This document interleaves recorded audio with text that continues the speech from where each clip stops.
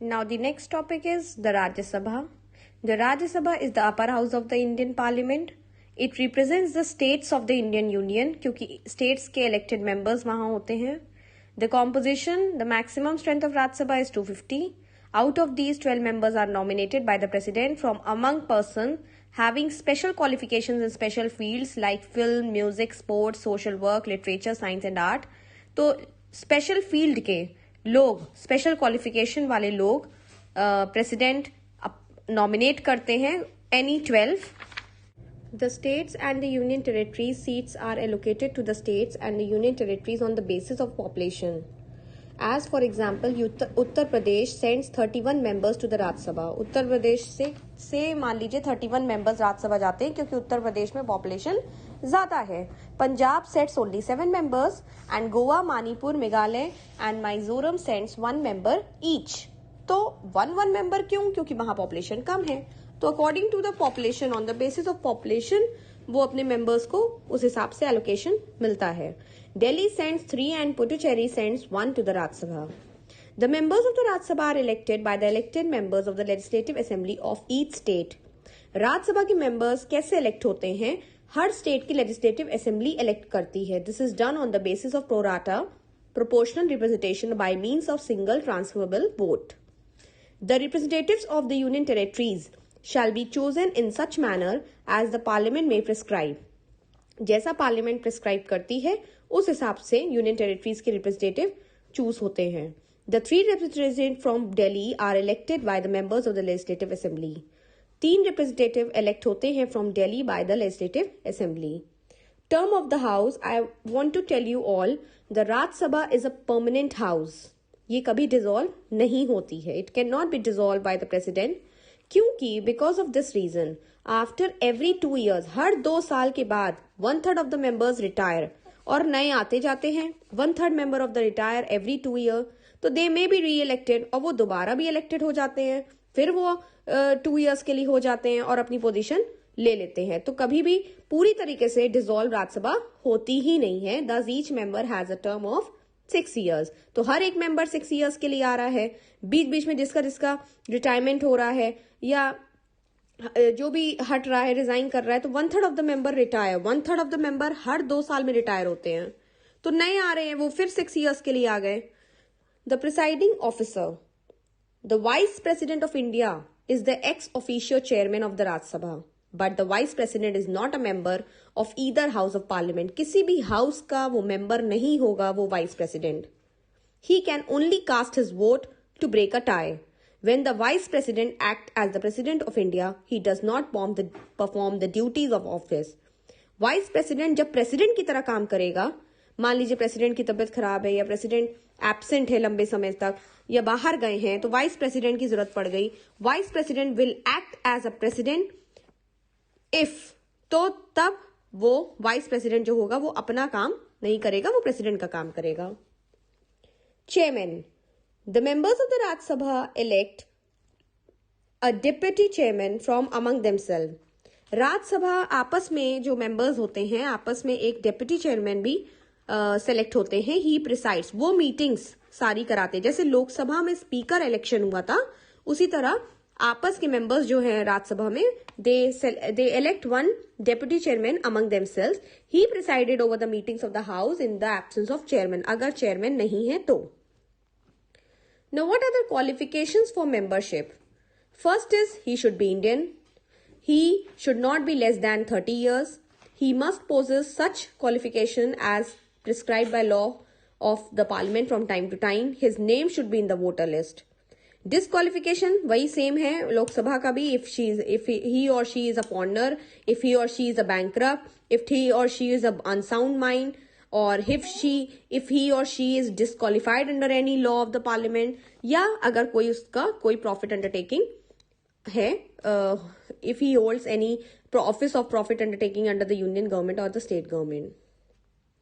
Now next topic is privileges of the members of the parliament. The members of the parliament enjoy the following privileges. First privilege is freedom of speech.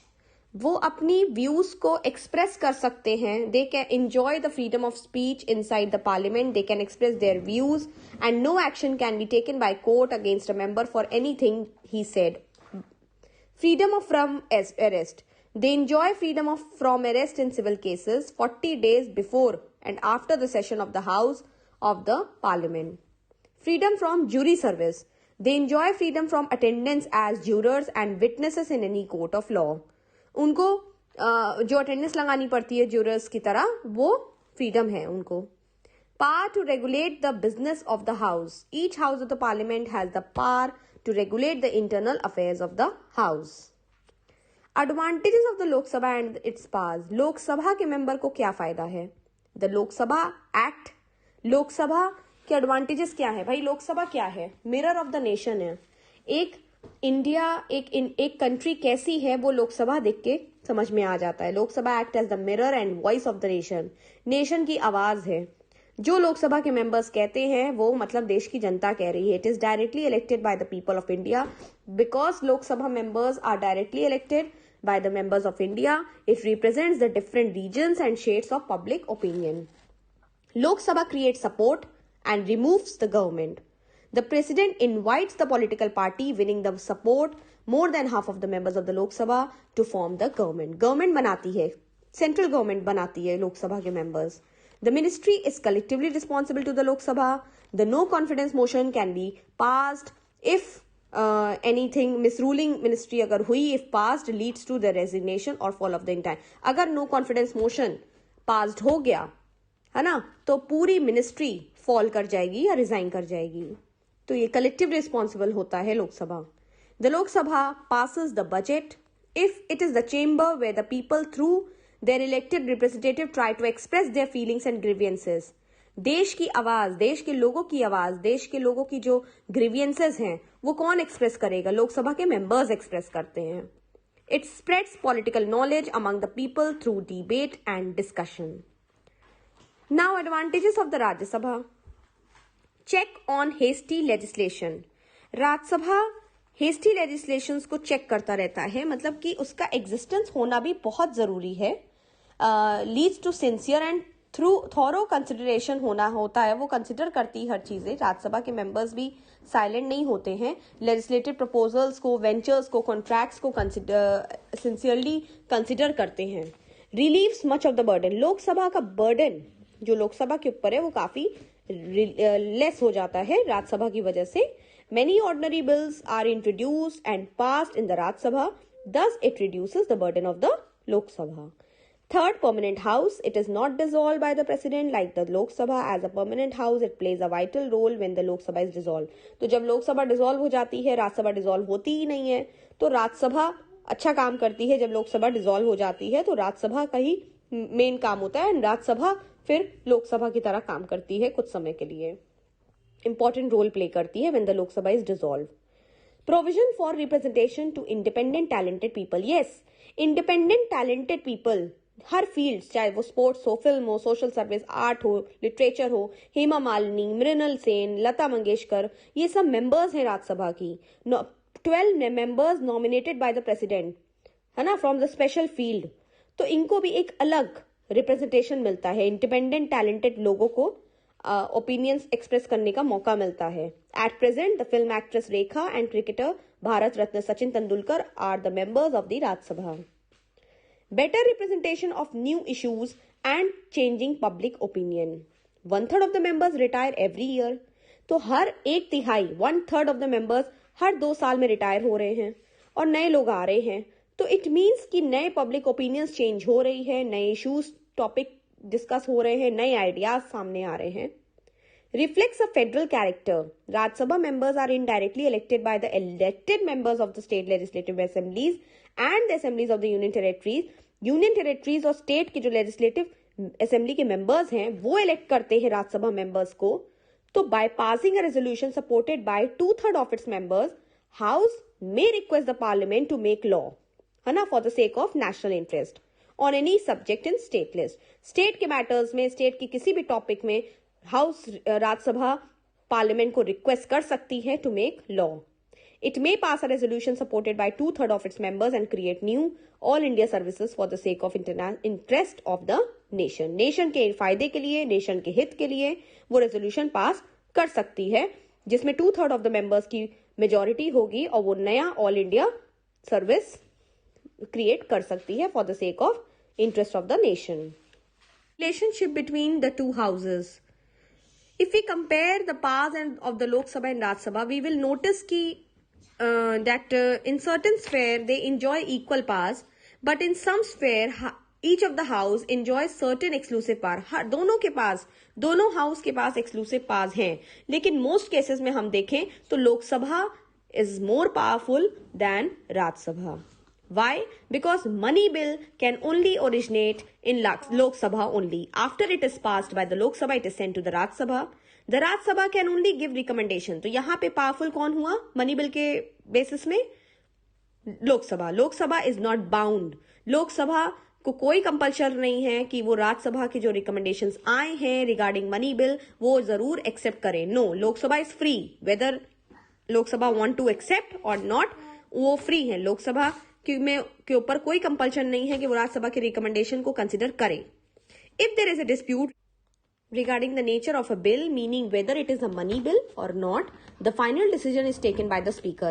हाँ, अगर कोई dispute होता है कि bill कैसा है, किसी portion से मनी बिल है या नॉन मनी बिल है, तो वो फाइनल डिसीजन स्पीकर लेता है. Ordinary bill regarding the introduction of ordinary bill, both the houses enjoy equal power, है ना. तो hence these bills may originate in any house, in the Lok Sabha और in the Rajya Sabha. In case of disagreement between the two houses of the parliament, तो joint sitting, अगर मान लीजिए किसी भी बहुत तरीके से तब भी दो हाउसेज का डिसएग्रीमेंट है, सहमत नहीं हो रही है किसी बिल के लिए, तो ज्वाइंट सिटिंग होती है. प्रेसिडेंट कराते हैं ज्वाइंट सिटिंग और स्पीकर कराते हैं. डिसीजन लिया जाता है उस ज्वाइंट सिटिंग में, is taken on the basis of the majority support. तो मेजोरिटी सपोर्ट में here the decision of the Lok Sabha prevails. और यहाँ पे लोकसभा का डिसीजन ज्यादा मैटर करता है क्योंकि उसमें ग्रेटर न्यूमेरिकल स्ट्रेंथ है, क्योंकि उसमें नंबर ऑफ मेंबर्स ज्यादा होते हैं. Relationship in the executive sphere. Members of both the houses can put question to the ministries regarding the functioning of their respective department. They may discuss all the matters of public importance. Means they discuss any matters for the public sake. Only the Lok Sabha can table the adjournment motion. सिर्फ Lok Sabha adjournment motion कर सकती है. तो यहाँ पे फिर Lok Sabha powerful होती है then Rajya Sabha. The ministers are collectively responsible to the Lok Sabha and this house can only move. Ministers of the Lok Sabha collectively responsible होते हैं फॉर देयर एक्ट्स. लोकसभा तभी हटाया जा सकता है जब तक लोकसभा के मेंबर्स को, इंटायर मिनिस्ट्री को रिजाइन करवाया जा सकता है, रिमूव किया जा सकता है, only when the no confidence motion is passed. Relationship in the other sphere. Both the house enjoy co-equal powers regarding the election, impeachment, impeachment of the judges of the Supreme and High Courts, proclamation of the emergency, promulgations of the ordinance and constitutional amendments. इन सारी चीजों में दोनों houses के पास बराबर की powers हैं. But in these matters लोक सभा enjoys a superior role to that of Rajya Sabha. तो फिर से Lok Sabha is more powerful than Rajya Sabha.